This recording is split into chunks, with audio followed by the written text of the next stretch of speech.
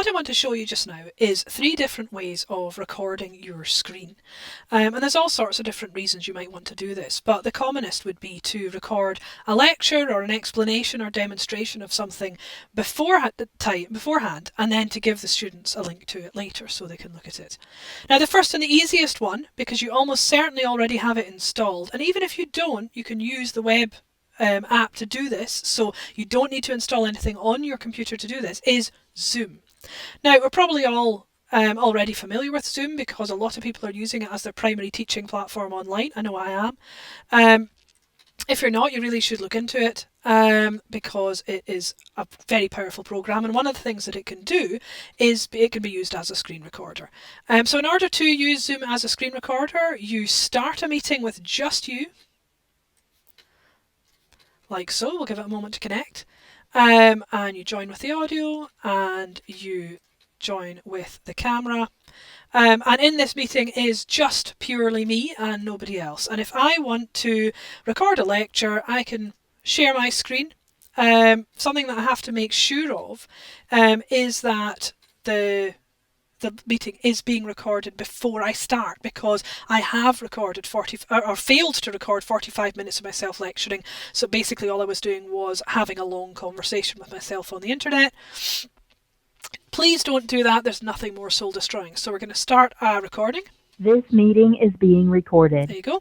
And then I can start to share my screen. So I can run a whiteboard and I can start doing a little demonstration like that.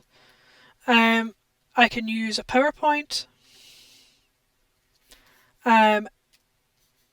anything of that sort. And so Zoom is an extremely good way of screen recording if you want something that's simple and easy to use. Now, disadvantages with Zoom, it's not super high quality and is slightly limited in what it does record. It will only record the things that are within its scope, and you get used to, as you use it, what those things are that it will and won't record. That is a big advantage as well. So if I share screen with Zoom, I can choose to only share one specific app, and that means that is all that comes through on the recording. One of the big disadvantages with Zoom, though, is that cursor movements do not get recorded. And so if you're using cursor movements to say, look at this bit here and that part there, they don't come through in the recording, and I find that to be quite a big disadvantage, and it's one of the reasons I've gone to look for alternatives. Alright, so when you have done recording on Zoom, you just end your meeting and it will then go into the process of converting that meeting recording, which you're probably already familiar with. Second option is Loom. Now, Loom is not just a screen recorder, it's also an online upload system, and Loom records on the server, and what that means is if your internet connection gets disrupted during the recording, you will lose it all. And this to me is the number one disadvantage with Loom. The other disadvantage is a little bit flaky when it comes to matching up the sound and picture, which can be quite annoying. Having said that, it's very quick, very simple to use. If you're part of an educational institution that has registered with them, you will automatically get the pro version. And it has a nice platform, and you don't have to do all the uploading like you do with YouTube or whatever. It will do it by itself. So you've got your face in a circle here. And you can put that anywhere on the screen. Click Start Recording. And Loom is now recording what we are doing. It says not start 3, 2, 1, a quiet.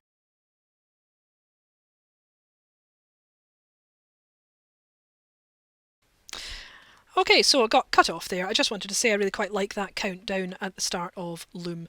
The final method of screen recording I want to show you is called OBS Studio, and I'm quite new to this one. This was a free download, and this is the one that you want if you want all the bells and whistles and total control of what you're doing. It takes a little bit of figuring out, but I'm really impressed with it so far.